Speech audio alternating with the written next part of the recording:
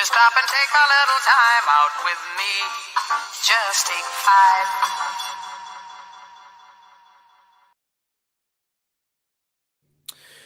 5. All right, what's going on? Episode 22 at Take 5 Pod. Make sure y'all follow us on all platforms. We just got through adding some more some more platforms for our podcast. Okay, so we're gonna be on iHeartRadio, Google Play, Spotify, Amazon Music, Castbox. Just check us out, man. Make sure y'all check out our link tree. It's got all those links to go to those platforms if you want to check us out there.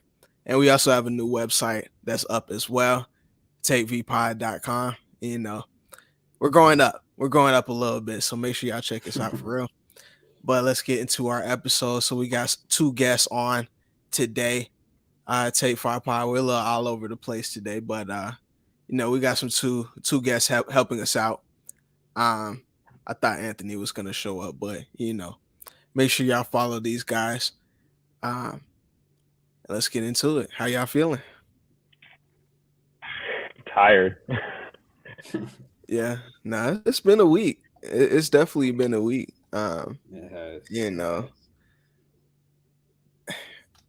You got this man staring at you in the screen right here. You know what I'm saying? Like staring into your soul, like me mugging you. Like, you know what I'm saying? Like I remember vividly, actually, like I took Julian to the cup one time, like playing just, some recess basketball or whatever it was, like, and I made that exact same, like, you know what I'm saying? Like, that's the face I looked at him with. Like, okay. You know what I'm saying? Like, that same mug. Okay. You feel me? I'll let it slide. Yeah, but I'm gonna ask y'all though, like, what was y'all's reaction to, the Trump mugshot?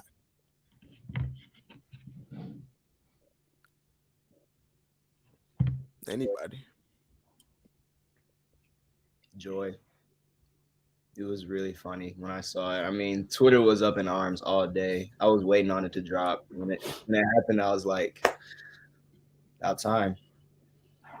No, wait. I was really just more dead at his measurables that he like weighed in at. Like I heard they let him like put his own measurables in, and he said he was like 6'3", 215. And like that's just crazy. I saw a tweet where they made like an NBA comparison, and they're like, we're gonna compare him to Lou Dort, who's like 6'4", 230. I nearly laughed. Lou Dort build. Yeah, bro's a unit. It's very funny. I don't know. 215. What's the over under? Really, like a 215. I'm taking definitely. Definitely over. I'm hammering the over. Oh, you're hammering the over? Yeah, like yeah. I don't know. He's got a stomach. Like, he's got a stomach. Like he does have a stomach. It happens. You get older. But we had some breaking news, so I got to get y'all's takes about this. So, Trey Lance to the Dallas Cowboys. Okay. What's your thoughts? Julian, talk to me first, really quick. What'd you think about this? I would say, I don't know. I have mixed feelings about it because it is good for Trey to get out of San Francisco. Definitely, like he'll never get a shot there, honestly, based on what we've seen. He had an injury last year, cost him his like starting opportunity. Now Brock Purdy's in there. As a second-year player, he'll never play. But Trey with the Cowboys, I also don't think he has much of a shot to play. Like unless Dak, if Dak gets hurt, I would say they would give him a shot over Cooper Rush. But I just don't know. Like it seems like he's at a wall. Like it seems like Trey's hit a wall early in his career. Like I don't know where he can really go from here to get much playing time.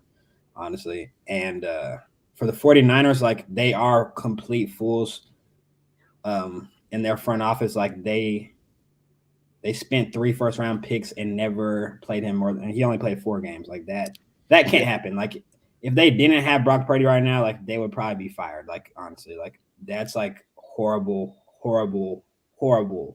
horrible drafting and investing. But I don't know. Like, I don't know how to feel about this. Like, they did get a 4th-round pick for him, which is more than I thought. Like, he's a 3rd-string quarterback at the end of the day, and they got a 4th-round pick. So, like, that is pretty good value. But, like, they also spent 3 first-rounders on him. So, I don't know.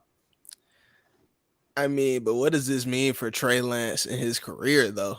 And Austin, you go ahead and jump in on this. I know you see him play in college football. We gonna talk about that a little bit later. Like, what does this mean for Trey Lance, though?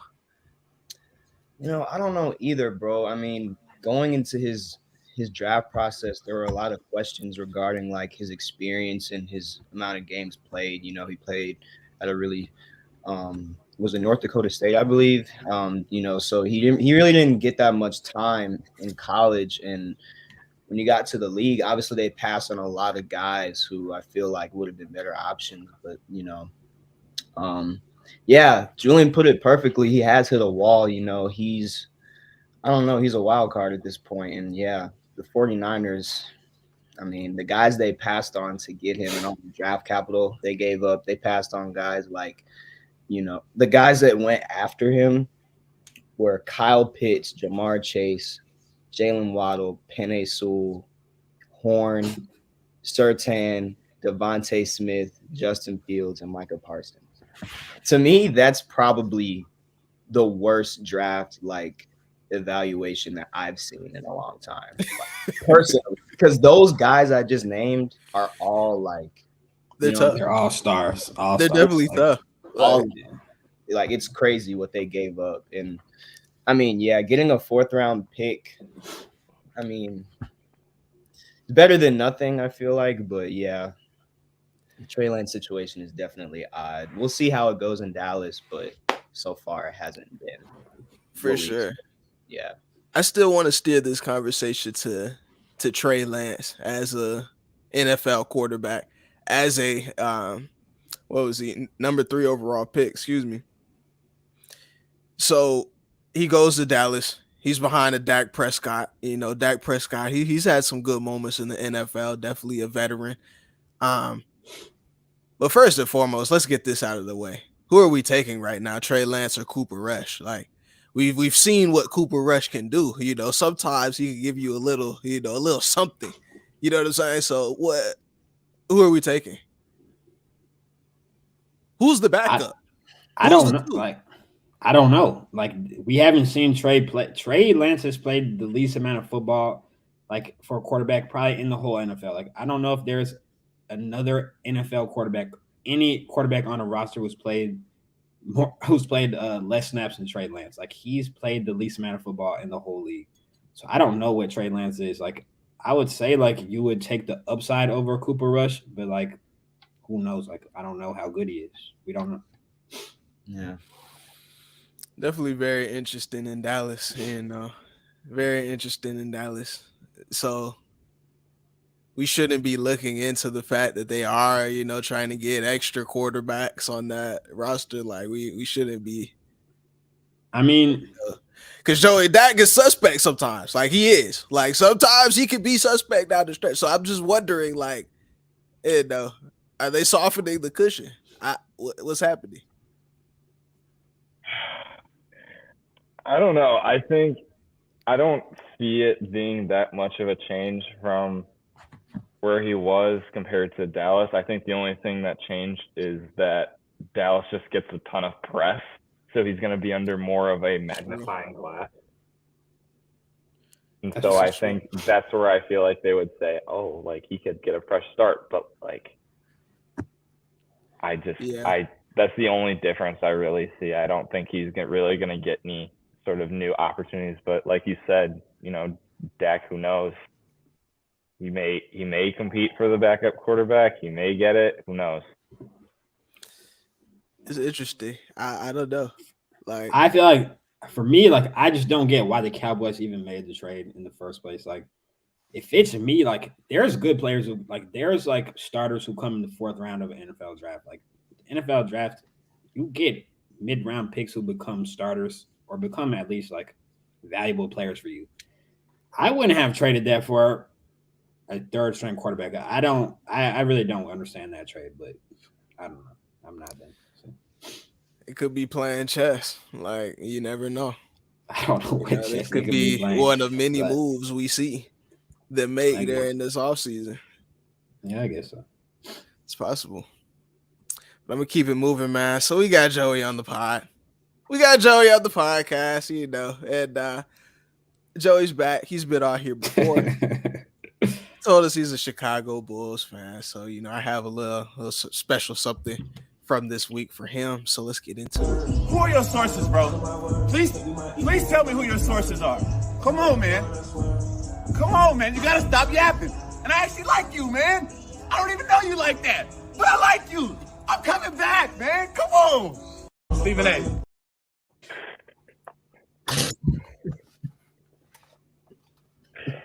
Mark is an idiot, bro. This is an idiot. Now I want you to see him wobbling. All right, watch the wobble. All right, watch. Who are your sources, bro? Please tell me who your sources are. Come on, man. Well, Come on, man. You gotta stop yapping. You see the And I struggle. actually like you, man. I don't even know you like that.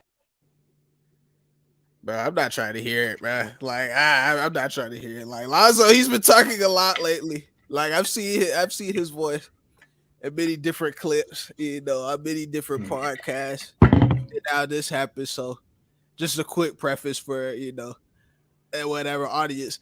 So Stephen A. Smith, he got up on the air, you know, talking about how Lonzo can't even, you know, get up from a seated position because of his health and his knees. So Lonzo, you know, he made this video. He was like, "Come on, Stephen A. Like, what are you talking about, man?" So Joey is gonna tell us, you know, what his reaction was to first and foremost, hearing about Lonzo being out for the next season. He's gonna be out for the entire season. So I want to hear his take about that and on this situation here. So Joey, talk to us. I'm going to be honest. It hurts me to say as a Bulls fan, it's no new news.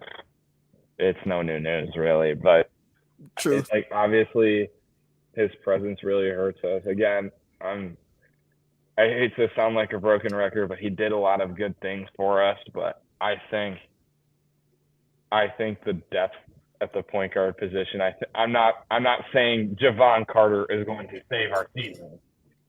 No shot. But I think what we did, we did provide a little bit more insurance. I think losing Pat Bev obviously hurt, but I think he did prove at times that we did need shooting.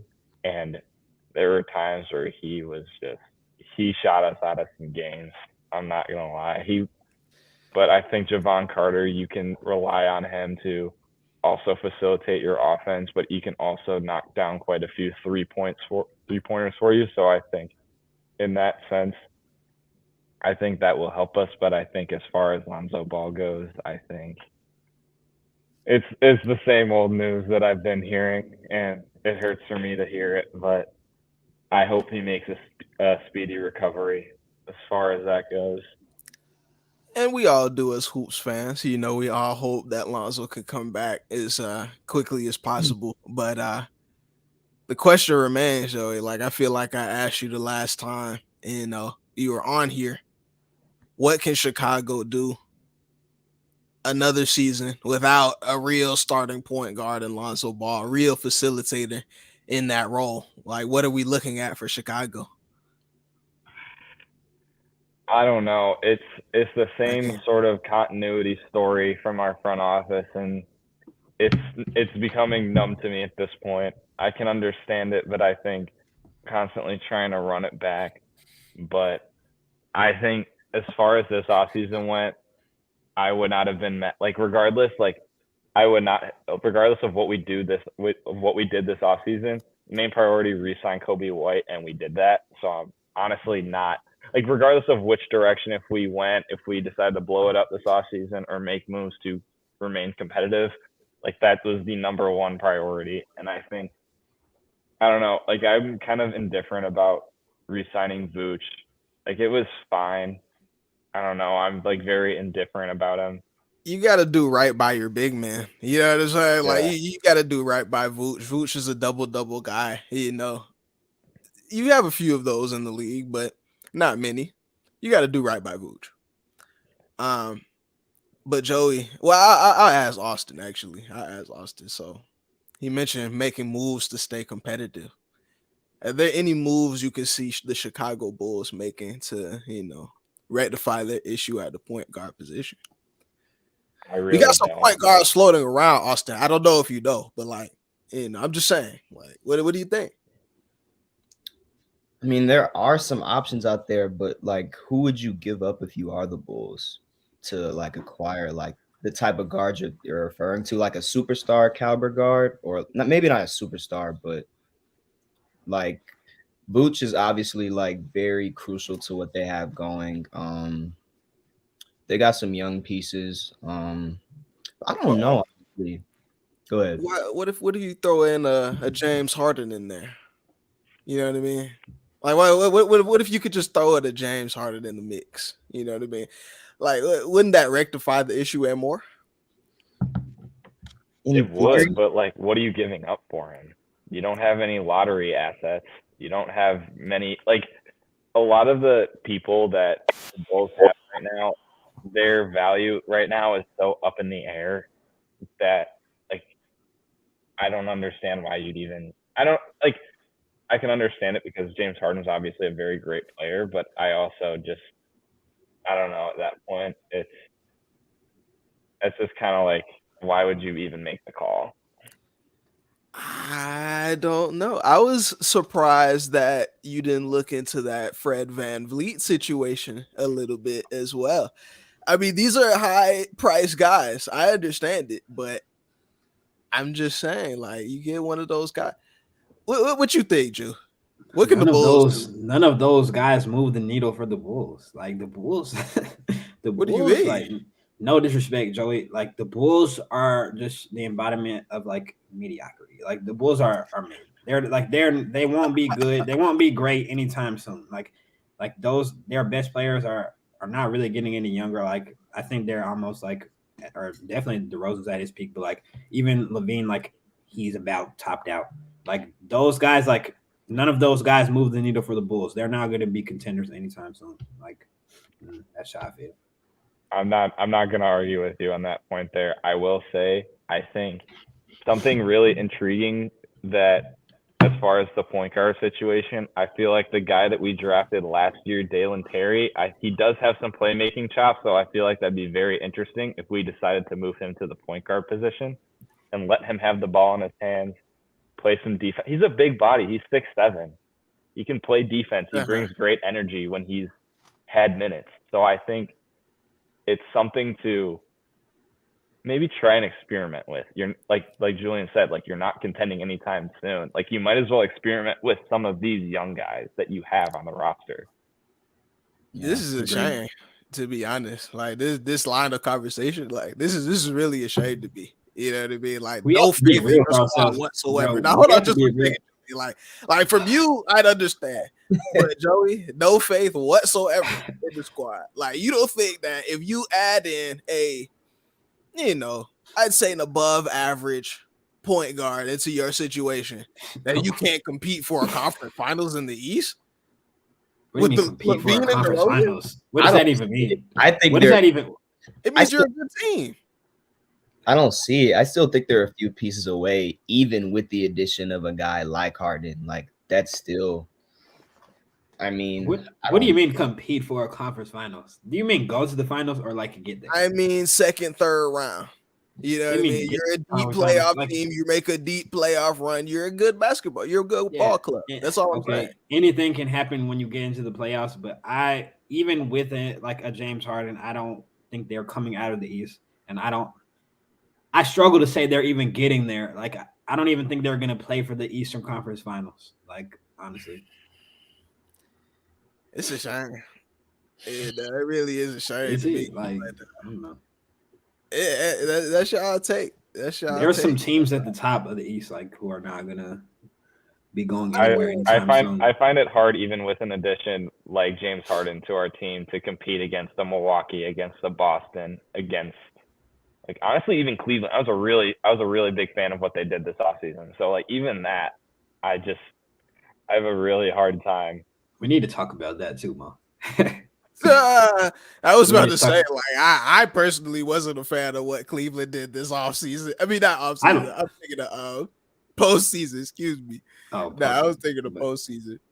But that's a lot. That's a whole different discussion, though, Drew. We don't need to. I just want to. I need to address you though. Like You don't I'm really just need saying, I definitely do. Like I just want to say, like I feel like with like Joey said, like with what they did in the offseason in Cleveland, if D Mitch doesn't get anything done this postseason, like I feel like my narrative is definitely justified. Like my narrative about D Mitch is justified. I don't know like if he's the guy who you say he is. If they don't do anything this postseason, I don't know, bro, because they have the guys to do it.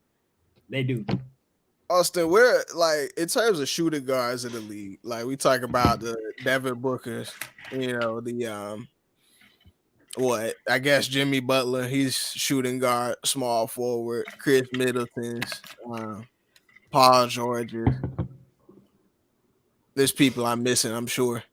Where would you rank a Donovan Mitchell? I mean, he's up there. He's definitely in the top 3-4 range. I don't know, bro. The Cavs, I feel like there's a lot of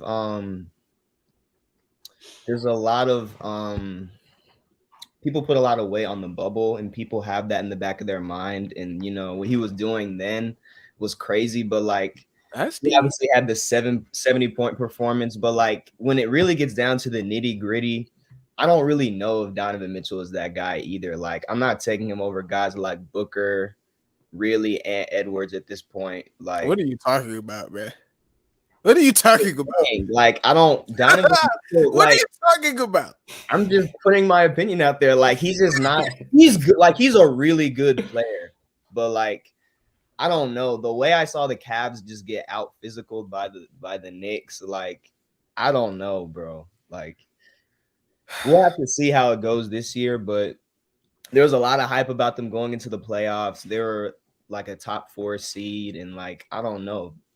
The way they went out to the Knicks was just weird to me, honestly. Like I gotta see a jump like in the postseason from him. I do know, Austin. Yeah, he's really not like that. Like I don't that's what it comes Joey, down I'm glad to. you're here. Like that's what it I'm comes glad down you're here to to witness this right he's here. really not. He's really I'm not. glad that you're here guy. to witness this. That's what it is. That's all it is. he's a regular season warrior, is what we call it. Okay, all right. So this is what we did. All right. So we mentioned the Cavs. Okay, so we mentioned the Cavs situation 1 year with the Cavs. That's what we mentioned. Yeah. We mentioned the regular season. All right, so he's a regular season warrior. And we mentioned the bubble. Okay. So has Donovan Mitchell not played any meaningful, any good basketball besides that in the playoffs? He has, but he's lost. He has, but just lost. They've lost every time. Okay, we can say that about Luka. We can say about Devin Booker. We can say that about Ant Edwards. Devin Booker went to a finals. Devin Booker went to a finals. Devin Booker went to a finals. Luka played in a conference finals, and he beat the Jazz. He exposed how bad the Jazz were defensively that postseason. And was that the year the Jazz were number one? Were they number one? Yeah, they were. They were that year. That was the year the Jazz were one in the West. Yeah, the Jazz. They got bounced out. They always have that playoff. Led by Donovan Mitchell. That's all I'm trying to say. We get into all I'm trying to say is he's not the guy who you think he is. He's a really good player. It's a matter of opinion. And I think Devin Booker's in his own tier shooting guards. I don't think anyone really. That's what I said. But we say that, and then we forget about times where Devin Booker also failed miserably. You know what I'm saying? Yeah. So it's like, okay, but what's it called? Donovan Mitchell has a track record of failing. Like no. Wait a minute though, Julian. Because Donovan Mitchell does not have anybody to lead who was called his father. During the postseason. You know what I'm saying? Like that actually happened. Like Luka was rocking the baby. Like he was getting busy with them. That was embarrassing. Did we not see what New York just did to them? Like that was nowhere near. That was nowhere near the same. And you know that. Was it not? It not? They were getting beat by like 50. They were getting beat by like 40 in a playoff game. Okay, but do you not remember? Yes, I remember. Okay, Still though. All right, as long as you remember. But that finals appearance, it matters in my opinion. Yeah, made Chris Paul addicted to going to the finals, and then he beat his addiction like that. So shout out to Old turkey. CP3. You know what I'm saying? But we can move on though. We got some more basketball to talk about. I guess we gonna have to get into some more debates because this happened during the week. So Steph, I should have had the video of that actually. That's the video I missed. That's the one I wanted to put on. But he came on there and he said, I am the greatest point guard of all time. Period. I'm the GOAT. Okay. And then afterward, Michael Jordan, he had to call up Stephen A. He was like, yo, I need you to put this on air. He is not greater than Magic Johnson. He's the greatest shooter ever, but he's not greater than Magic. So I want to ask y'all, who's the best point guard of all time? Steph or Magic? Joey, talk to me. You on the spot. Oh, man. I genuinely think, I don't think you're out of the realm of possibility by saying Steph is the greatest point guard of all time. I don't think you're totally insane for thinking that at this point. But I also think if you really think I'm trying to figure out the word, but point guard, when you think of that, you think of floor general, you think setting the table, and that's where I think Magic definitely has the edge. I think as far as total offense goes and setting the plate for others, the main task that the point guard has to do, I think it's Magic, but I think as far as offense overall, I don't think it gets really much better than Steph. So who's a better player? I think Steph is a better player, personally. Okay. But I think it also does depend on what you're looking for, how valuable you think playmaking is at the point guard position. This was gonna get good. I want to hear from our next guest, Austin, before we really dive into this. I've gone back and forth on this for a few years. It's really hard, honestly. Steph is obviously making a case in the getting his past ring against the Celtics that really strengthened his case. With Magic, I feel like his height and his floor general ability is unmatched. Probably the best of all. Physical mismatch. But the thing is with Curry, I feel like his value offensively, like Joey said, the attention he gets and his off-ball movements, obviously his shooting ability. Overall, I would take Magic Johnson as the better player. It really, in my opinion, it depends on the era. Today, I'd probably take Curry, just off the strength of his shooting ability and the spacing it provides to all the other shooters. But strictly point guard, give me Magic Johnson, honestly. Ooh, so okay, we got one for Steph, one for Magic. One for Steph, one for Magic. Says. Julie, you wanna remind us of what Says is? You remind them to share a little metric. Go ahead. It's nothing little about it, you know what I'm saying? Okay. So it's stats, accolades, story, and then the eye test. Okay, stats, accolade, story, and then the eye test. We could go through each and every one, right? And then we could really get into it. I have the stats, I have the accolades right here. We could really go down the list and really compare and contrast. But it really comes down to one thing, though. We talk about who's the better player, that sort of thing. You play the game to win. You do.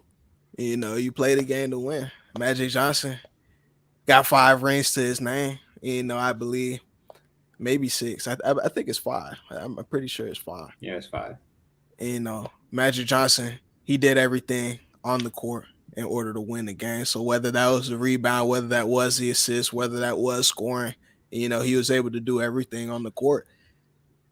Steph, he's the greatest shooter that we have. He can shoot from everywhere on the court. He's offensively, he's offensively perfect. Like there's not really a part of his offensive game that you could really take away from him in that aspect. But I don't know. Until I see him get that 5th chip, I don't think we could just sit here and say that Steph is greater than Magic. Like I don't know. Like I want to, but I don't think it's there yet. That's my take.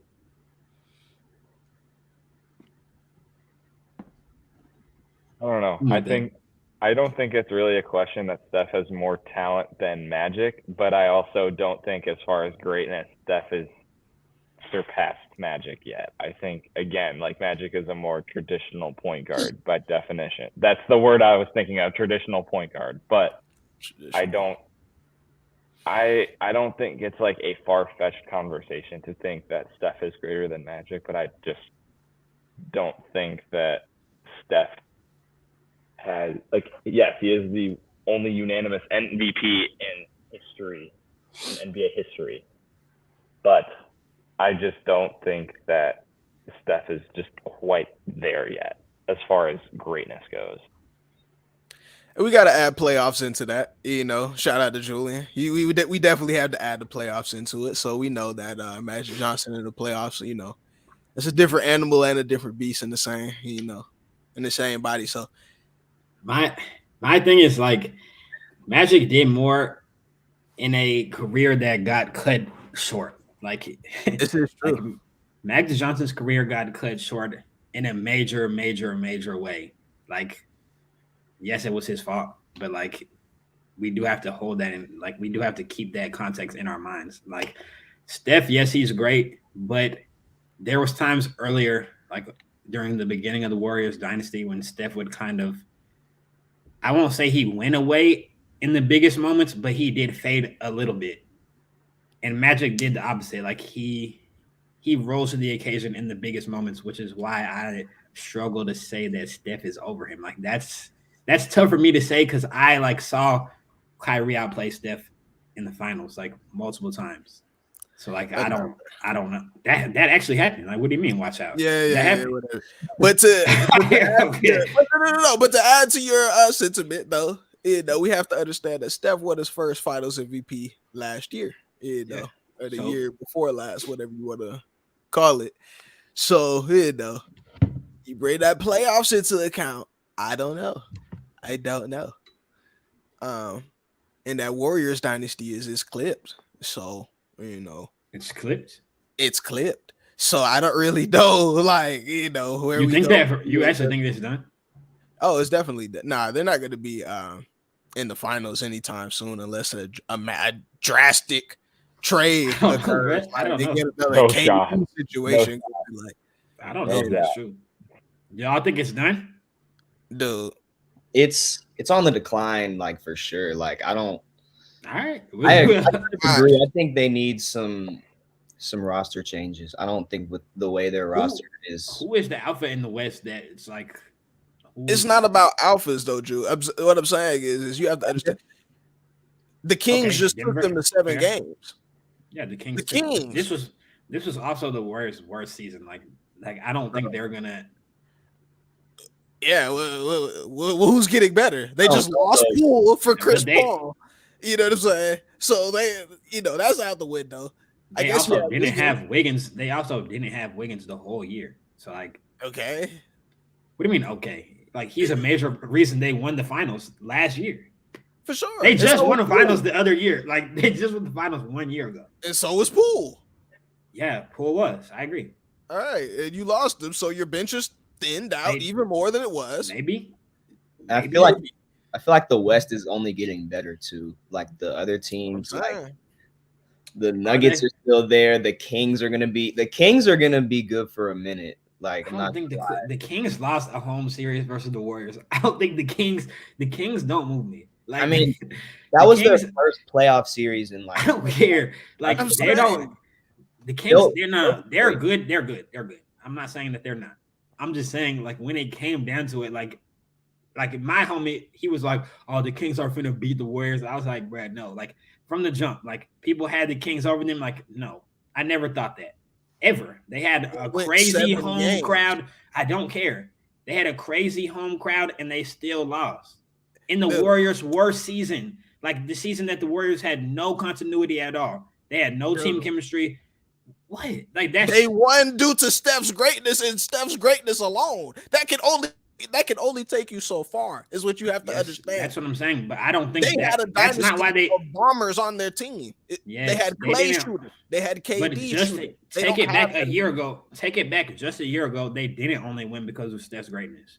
I think they can get back to that. Because you mentioned a Wiggins contribution. You had Poole contributing, and you had other role guys on that team.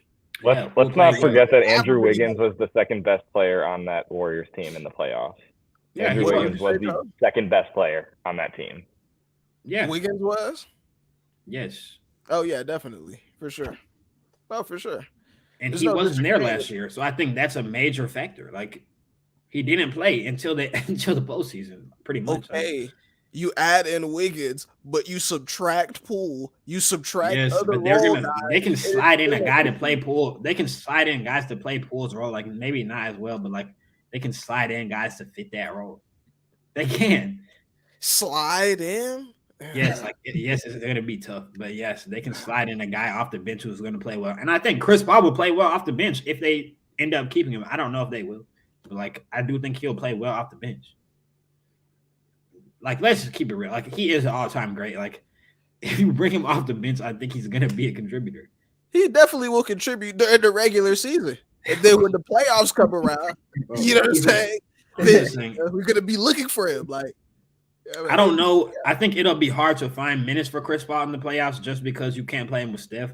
But, like, I do think during his minutes, he will be a valuable piece for sure. Like, whatever, bro. Whatever you say, honestly. I believe it when I see it. I don't like the fit personally, but we'll see. Yeah, I don't either. But I got another comparison we got to get to NBA-wise. Let's go ahead and get to it. Let's hurry up. And I can make an argument that AD is more valuable than Giannis come playoff time because his ability to shoot outside and make free throws. And I can. Okay, you heard the man. Who's more valuable come playoff time? Anthony Davis or Giannis Antetokounmpo?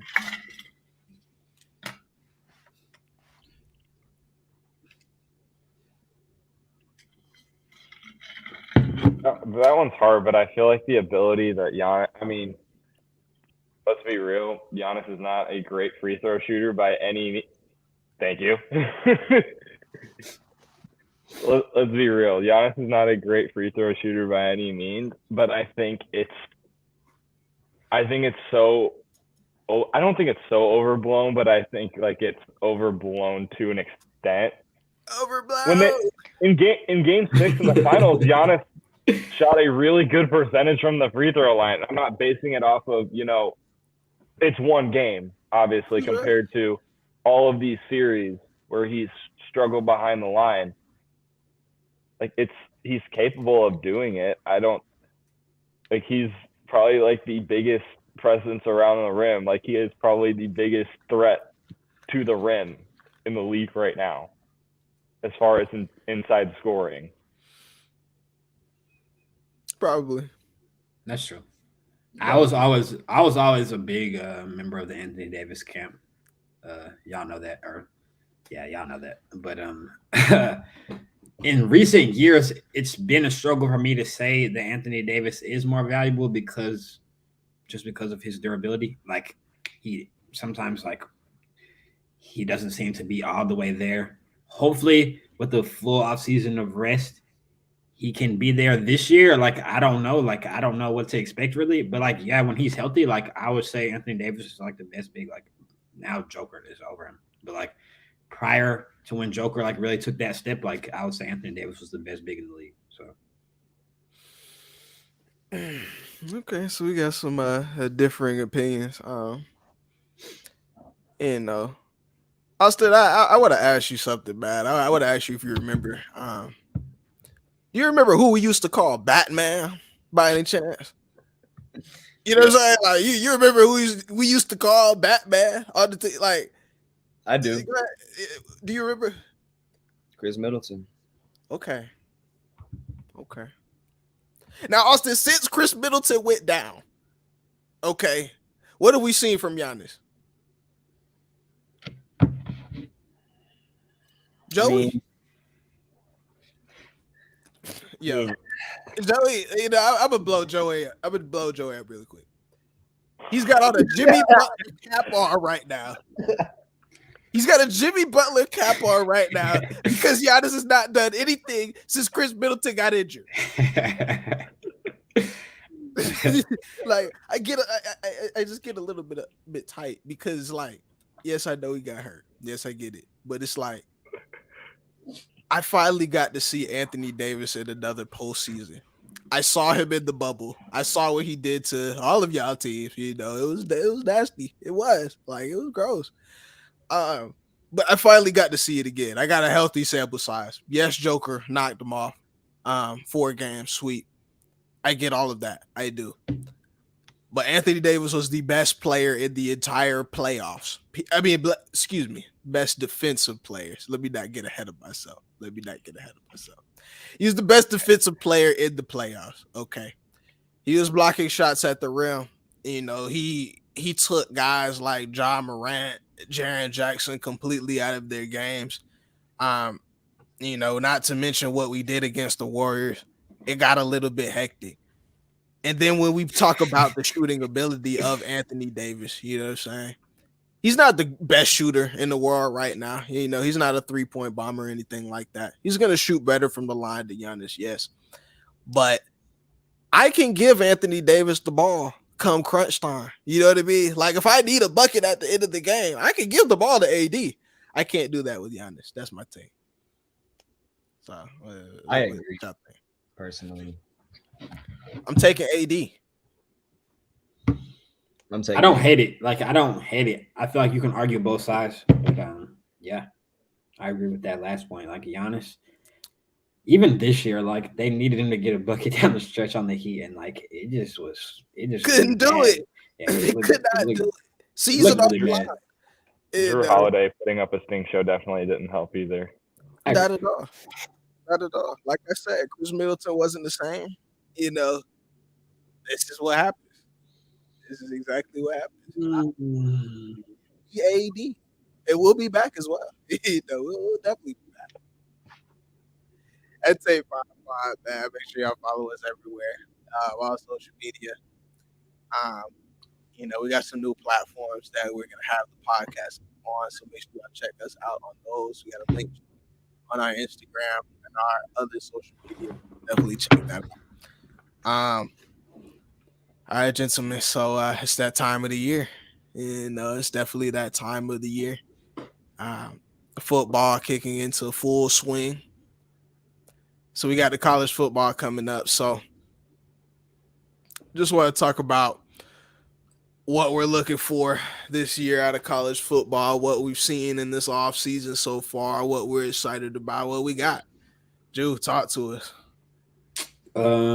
Joey, are you a college football fan? Not really? Okay. I don't know a whole lot about college football, really. Surface level? It's not. My palate is very limited, I will admit. I basically, like, I don't know, I'm very excited for the season. Like, today I got up and the air just felt different. Like, you know, like I don't know if Austin knows. Like, I just feel good today. Like, I feel great. I got up, I turned on ESPN. I saw College Game Day was on. Like, I definitely, like, I feel great today, honestly. We have our first games today, kicking off the season. They're not too big of games, but, you know, next week is when we really get going. But I'm going to go to Austin first. I want to know, who are your top guys? Like, who are you excited to see this year? And who are you betting on if you had to bet on anyone to win the Heisman this year?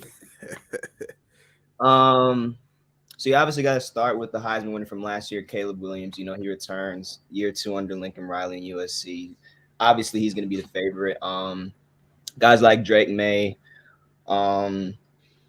You got, let me think.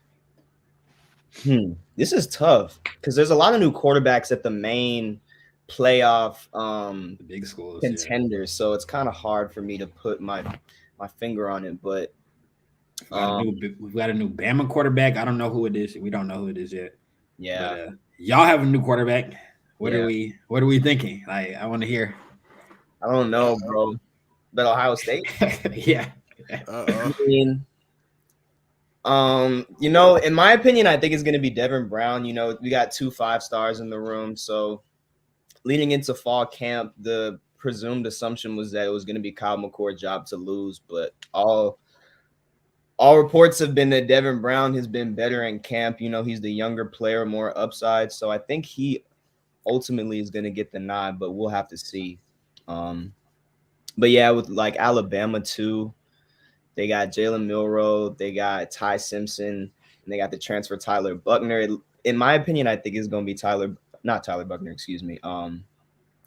Milroe. I don't like it personally.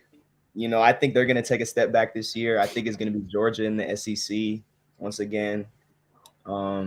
Makes me sick. Yeah. In terms of who I bet on to win the Heisman, nobody's ever won it twice since I think Archie Griffin back in like the 70s. So yeah. But if you had to ask me, like, I honestly think Caleb has the best shot to win it twice since then. So I'd probably bet him. His value is probably not that good since he won it last year as minus odds already. Yeah. So no odds, no betting odds. Just like how you're feeling. Like, in terms of value, I may be biased, but give me Marvin Harrison Jr. Like, I'm sorry. Like, the best receiver. I'm okay with that.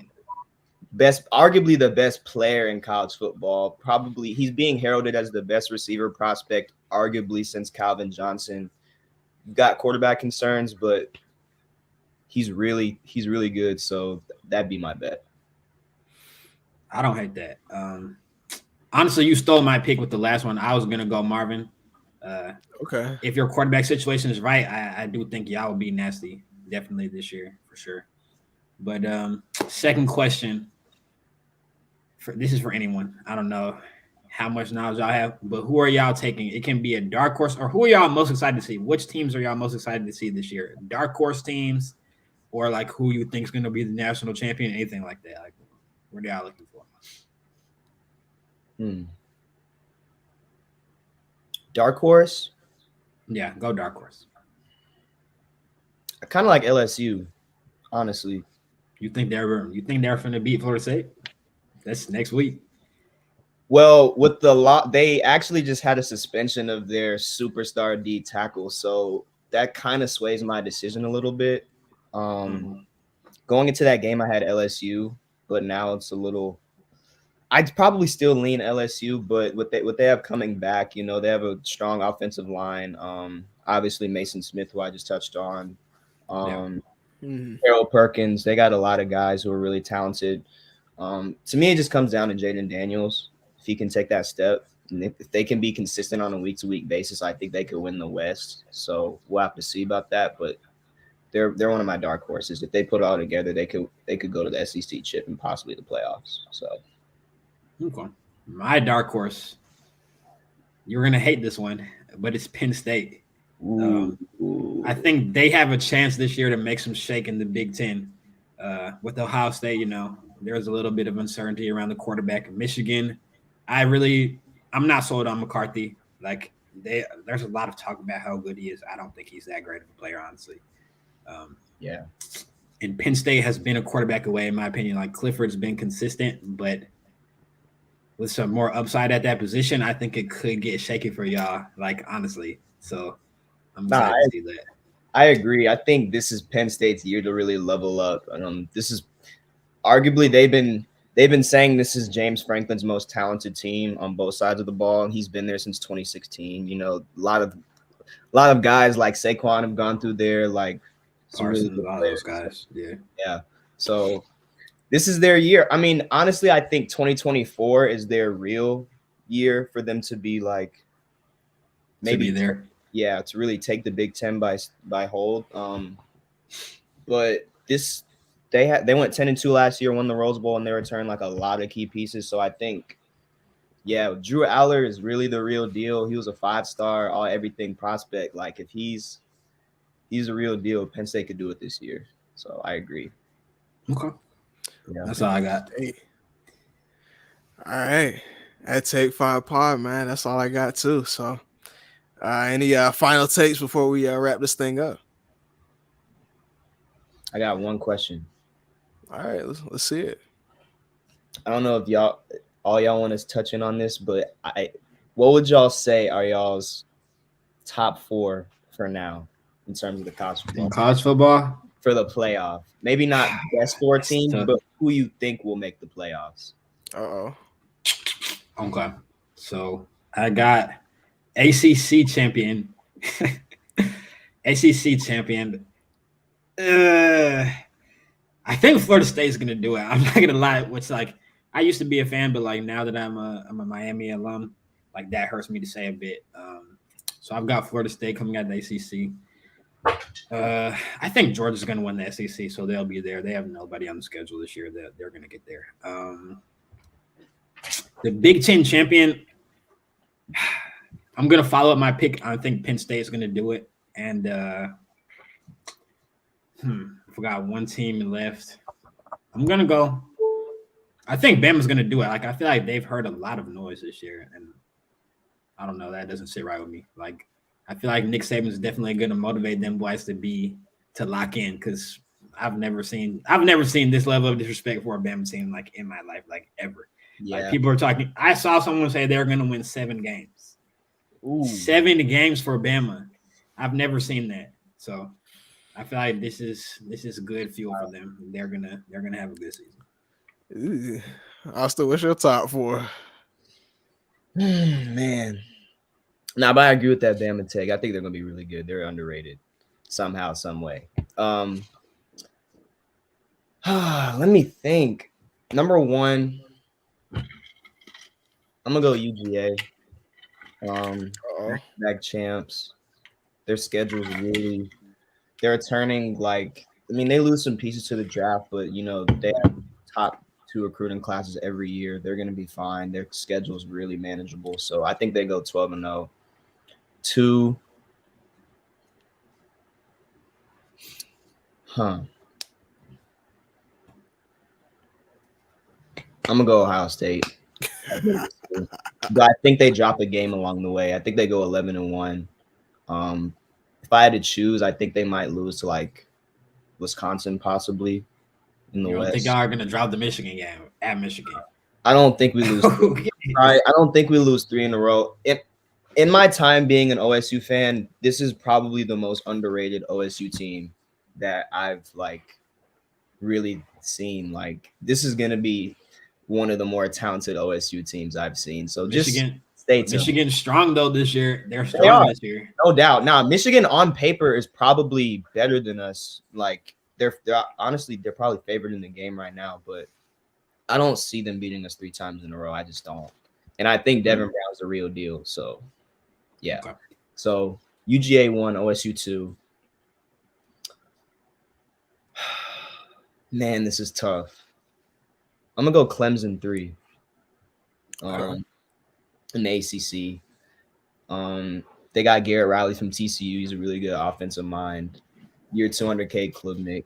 They got a lot coming back on defense. So I think they'll be the 3 seed. And number 4, this might be kind of iffy to y'all, but I like Washington out of the Pac-12 as another dark horse. Michael Penix.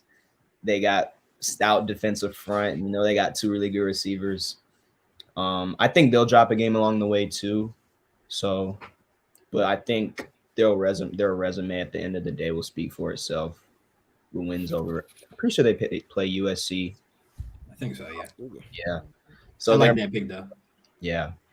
So I got UGA, OSU, Clemson, and Washington. There's some interesting takes there. Now, those some teams I definitely wasn't expecting from y'all to hear about Washington. Yeah. They're good. Yeah. They've got a great quarterback. So. I'll take y'all word for it. We'll see about that. We'll definitely see about that. I'm gonna be watching some Georgia Tech football. You know what I'm saying? Yeah, I should get busy. But Yeah. So thank you everybody for watching, and we out.